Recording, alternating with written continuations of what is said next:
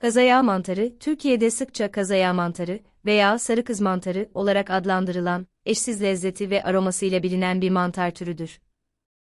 Huni şeklinde şapkası, sarı veya turuncu renkleri ve meyvemsi kokusu ile diğer mantarlardan kolayca ayırt edilebilir. Özellikle meşe, kayın ve çam ağaçlarının bulunduğu karışık ormanlarda yetişir. Kazayağı mantarının özellikleri: şapka, huni şeklinde, kenarları dalgalı ve içe doğru kıvrıktır.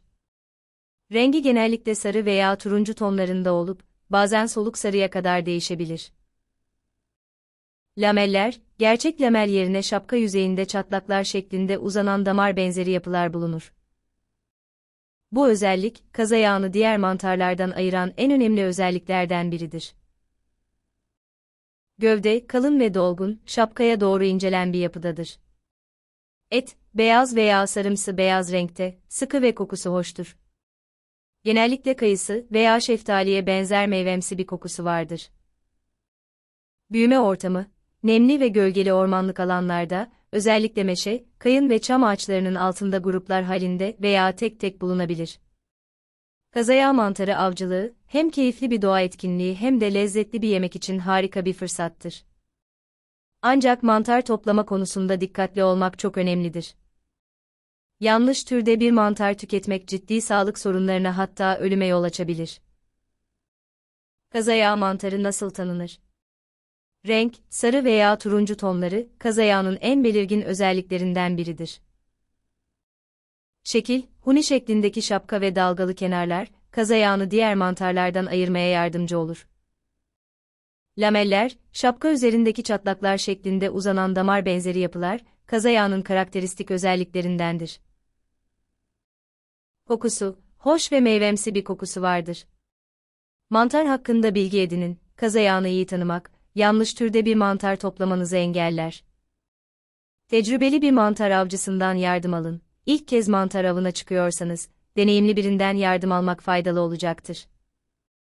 Sadece emin olduğunuz mantarları toplayın. Şüpheniz olan herhangi bir mantarı toplamaktan kaçının. Temiz bir ortamda toplayın. Mantarları topladığınız yerin temiz ve kirli olmamasına dikkat edin. Mantarları doğru şekilde saklayın. Topladığınız mantarları serin ve havadar bir yerde saklayın. Kazayağı mantarı, birçok farklı şekilde pişirilebilir. Kızartma, sote, güveç veya çorba gibi çeşitli yemeklerde kullanılabilir. Lezzetini artırmak için zeytinyağı, sarımsak, soğan ve baharatlarla birlikte pişirilebilir. Önemli uyarılar: mantar zehirlenmesi, yanlış türde bir mantar tüketmek, ciddi sağlık sorunlarına hatta ölüme yol açabilir. Bu nedenle, emin olmadığınız hiçbir mantarı yemeyin. Doğal yaşamı koruyun. Mantar toplarken çevreye dikkat edin ve bitkilere zarar vermeyin. Topladığınız mantarları kontrol ettirin. Topladığınız mantarları bir uzmana göstererek kontrol ettirmeniz, olası riskleri ortadan kaldırmak için önemlidir.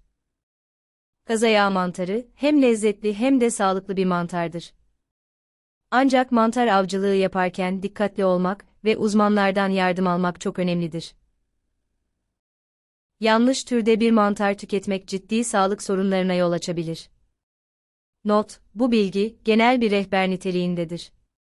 Mantar avcılığı yapmadan önce mutlaka uzmanlardan detaylı bilgi alın.